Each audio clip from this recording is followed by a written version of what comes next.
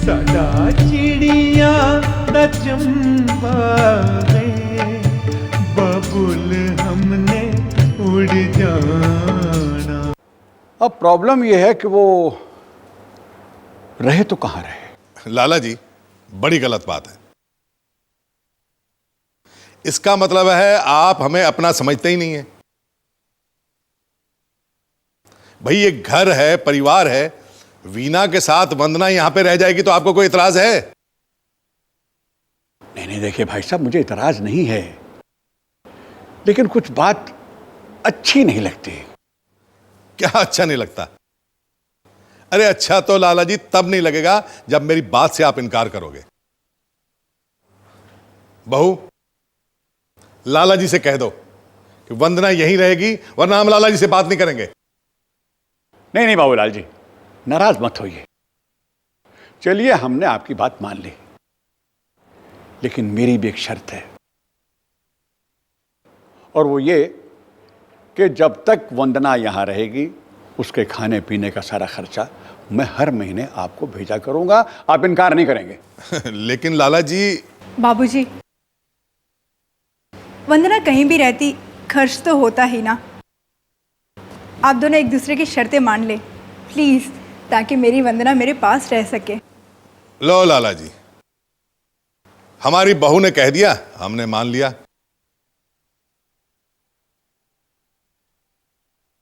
चलो खैर, बातें तो होती रहेंगी। बेटा वीना, वंदना को अंदर ले जाओ, उसका कमरा दिखाओ और उसके रहने सहने का बंदोबस्त करो।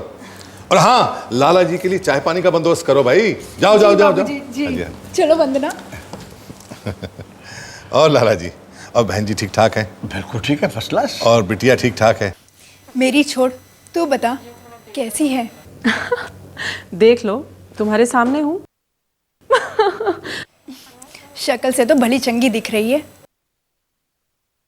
पर तुम्हारी शक्ल पे 12 क्यों बजे हैं? लगता है तेरी आंखें कमजोर हो गई हैं। चश्मा लगवा दूं? मेरी आंखें बिल्कुल ठीक हैं। क्या बात है, जीजा जी तेरा ख्याल नहीं रखते क्या? खैर छोड़, अब मैं आ गई हूँ ना, तो देखना, अब अगर जीजा जी ने तुझे जरा सा भी तंग करने की कोशिश की ना, तो देखना मैं कैसे उनको सबक सिखाऊंगी। अरे तो यहाँ तेरी पढ़ाई पूरी करने आई है या सबको सबक सिखाने? अरे दीदी, मेरी पढ़ाई की फिक्र मत करो, तुम्हें तो पता ही है, मेरे लिए सबसे पहले मेरी पढ़ाई, बाकी सब बाद में। वंदना, लाला जी और माँ को तुमसे बड़ी उम्मीदें हैं, उन्हें निराश मत करना। तुम तो देखती ही आई हो ना कि किस तरह लाला जी ने हमारी खुशियों के लिए अपनी खुशियों की कोई परवाह नहीं की। हमारी खुशियों को समेटने में वो दोनों इतने व्यस्त हो गए कि अपनी जिंदगी के बारे में सोचना तक भूल गए। वंदना, मैं तुमसे बस इतना ही कहूँगी कि उनके दिए संस्कारों की लाज रखना। दीदी, मैं पढ़ लिख कर कुछ बनना चाहती हूँ, सिर्फ इसलिए कि माँ और लाला जी को वो सारे सुख दे सकूं जो उन्हें आज तक कभी नहीं मिले। और जहाँ तक बात उनके संस्कारों की है, तो उनके दिए संस्कार मेरे लिए सबसे अहम है। जानती हूँ मैं कि तू लाला जी का सर गर्व से ऊंचा करेगी। मैं चाहे कुछ भी कर लूँ दीदी, लेकिन वो तो दुनिया की कोई भी लड़की नहीं कर सकती जो तुमने किया है। लाला जी की पगड़ी की लाज रखने के लिए तुमने तो अपनी सारी खुशियाँ, सारे सपने दांव पर लगा दिए। ऐसा नहीं है वंदना, अगर इंसान किसी चीज़ को दिल से चाहे ना, तो वो उसके लिए खुशी का सबब बन जाती है। अब तुम ही देखो, मैंने अपने सारे सपने, सारी खुशियाँ अपने ससुराल वालों को मान लिया है, और देखो आज मैं कितनी खुश हूँ। भगवान करे आप हमेशा ऐसे ही खुश रहो। भाभी, हाय वंदना। भाभी, ये लोग कब आए? बस अभी आए, थोड़ी देर पहले। पर अब वंदना हमारे साथ ही रहेगी। मतलब ये कि वंदना का यहीं के कॉलेज में एडमिशन हो गया और अब ये यहीं हमारे साथ रहेगी। अरे वाह, ये तो बहुत अच्छा हुआ, अब आएगा मजा। मैं तो पहले ही समझ गई थी कि वंदना के यहाँ रहने से सबसे ज़्यादा खुशी तुम्हें ही होगी। हाँ, क्यों ना हो, मुझे एक सहेली जो मिल गई। हाँ वो तो है, पर अभी चले, बाहर लाला जी को भी भेजना है। अरे मैं तो भूल ही गई। चलो चलो।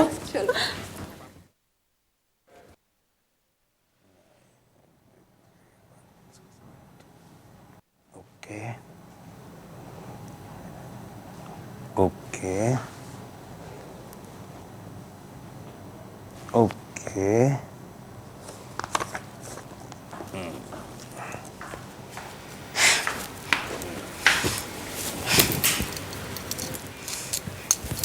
घनी गुस्से में लग रही है। इतना भी नहीं पूछ सकते कि मैं गुस्से में क्यों हूं? अरे पूछना के है? मने पता है कि तू बताए बिना तो रहेगी नहीं। हाँ हाँ जरूर बताऊंगी। बात ही इतनी गुस्से वाली है, मगर ये मत कहना कि मेरा गुस्सा जायज नहीं है। अरे ये पता तो चले कि मारी बीवी जान की शान में गुस्ताखी किसने कर दी। बोल तो रही हूं, बीच में बोलना जरूरी है क्या? एक ही तो है जो मेरी आंखों में कांटे की तरह चुभती है। थारा मतलब वीणा भाभी? नहीं, उसकी बहन वंदना। वंदना? हाँ वंदना। एक मुसीबत कम थी जो दूसरी मुसीबत आ गई है। वीणा की बहन वंदना हमारे घर आ गई है, पता है? हमारे घर में? अरे तो मैंने पहले बताती ना, या तो हम बाहर चलते हैं या उस बेचारी को अंदर ले आते हैं। वो अकेली बैठी होगी बाहर। चल चल उसको। ओहो, इतनी उतावली मत दिखाओ उसे मिलने के लिए। वो यहाँ नहीं आई है, मेरी माँ के घर में है। चल पड़े। अच्छा अच्छा, तने कहा हमारे घर में? वो घर भी मेरा ही है, समझे? अब तुम ही बताओ, भला ऐसे भी कहीं होता है हाँ कि कोई भी लड़की अपनी बहन को लाके अपने ससुराल में बिठा ले? उस वीणा और उसके बाप की होशियारी तो देखो। बहाना क्या बनाया कि हॉस्टल में जगह खाली नहीं है रहने के लिए। अरे मुझे साथ लेके चलो, मैं बताती हूँ, एक क्या 100 लड़कियों के लिए जगह खाली मिल जाएगी। बहानेबाज। ये बेचारे लाला जी को क्या पता कि तू इस शहर की प्रधानमंत्री है। मैं लाला जी को मिलूंगा तो उसे बता दूंगा कि तन्ने साथ में ले जाए, वंदना को एडमिशन मिल जाएगी हॉस्टल में। तुम ज्यादा होशियार बनने की कोशिश मत करो। हाँ, मैं अच्छी तरह से जानती हूँ कि तुम क्या कहना चाहते हो। हाँ। और उस वंदना की बच्ची को, उसे तो मैं इस घर में रहने नहीं दूंगी, देख लेना तुम। अरे भाई, तन्ने फैसला कर लिया है तो इस फैसले को कौन बदल सकता है? इस देश का राष्ट्रपति भी नहीं बदल सकता। बिल्कुल, मैं नानी से बात करके आई हूं, उसे तो इस घर में मैं बिल्कुल रहने नहीं दूंगी। अरे पहले ही यहाँ कम लोग रहते हैं, उनका ही गुजारा इतनी मुश्किल से होता है, ऊपर से और शरणार्थी बुला के बिठा लो यहाँ पर। हाँ। जो बात तने खरा खर सही गई, इसीलिए मैं तुझे भी कहता हूं कि तू भी वहां ज्यादा आया जाया मत कर। रहने दो, ज्यादा नसीहत मत दो मुझे, मैं देख लूंगी मुझे क्या करना है। चलो चलो अपनी डायरी में सर खपाओ, आए बड़े समझाने। जितना चेक किया था सारा बुला दिया, वापस से चेक करना पड़ेगा सारा। ये ओके है।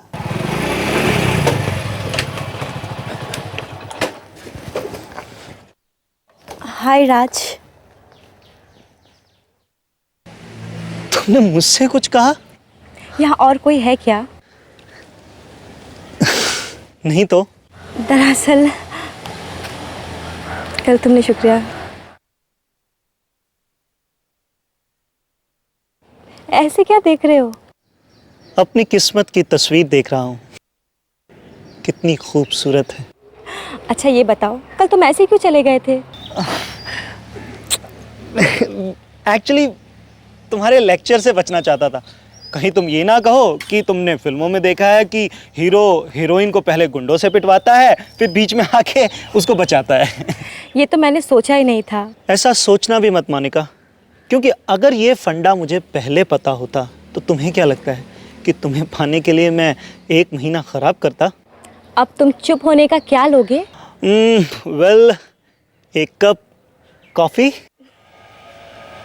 अच्छा चलो। ओके।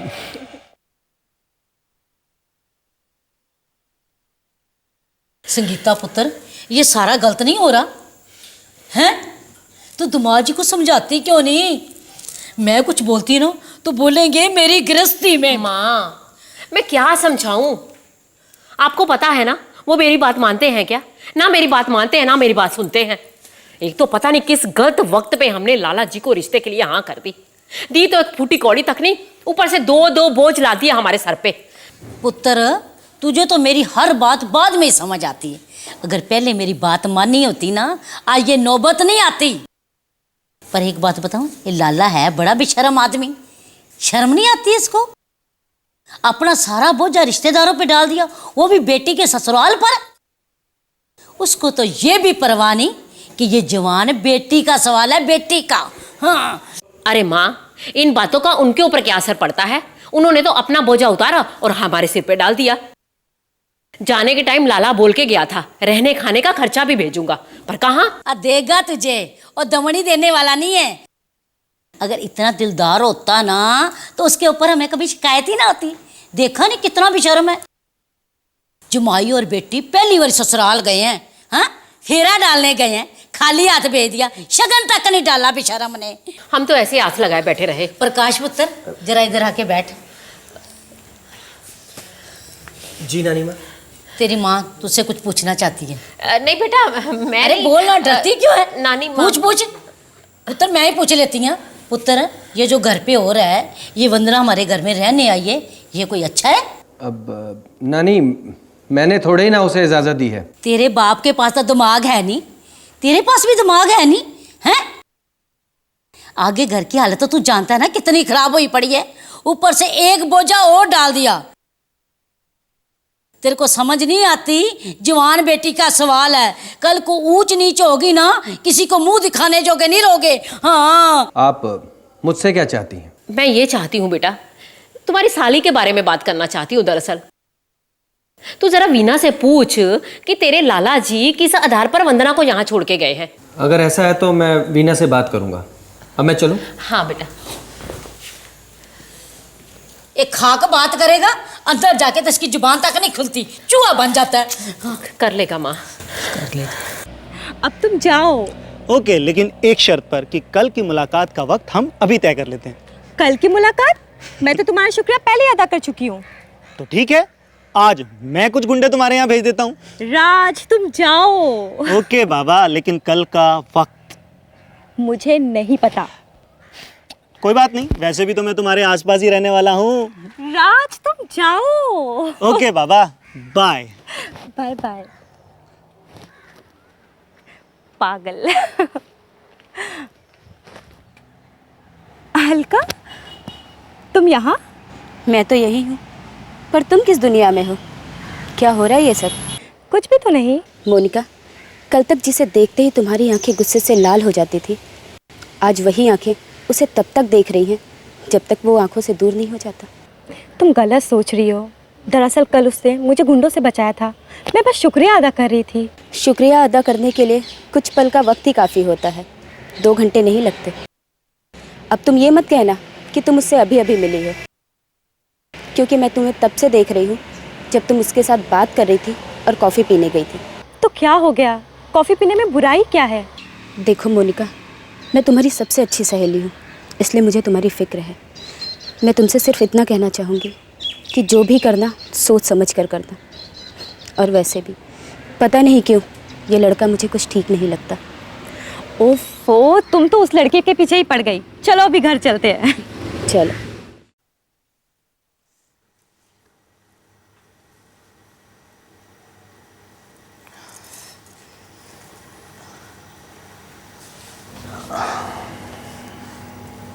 आप वंदना के बारे में कुछ बात करना चाहते थे ना? हाँ, लेकिन तुम्हें कैसे पता? मैं कैसे जानती हूँ? ये जानकर आप क्या करेंगे? आप जो कहने आए हैं वो कहिए, और अगर आप नहीं भी कह पा रहे हैं तो मैं बता दूं, आप इसी बात से परेशान हैं ना कि वंदना यहाँ क्यों रह रही है। वंदना को यहाँ मजबूरी में रहना पड़ रहा है, और वो भी अगर बाबूजी ने इजाज़त ना दी होती तो वो यहाँ ना रहते। तुम ऐसा तो नहीं सोच रही कि मैं नहीं चाहता कि वंदना यहाँ रहे? सबका अपना अपना सोचने का अलग ढंग होता है। वैसे वंदना यहाँ ज़्यादा दिन नहीं रहेगी,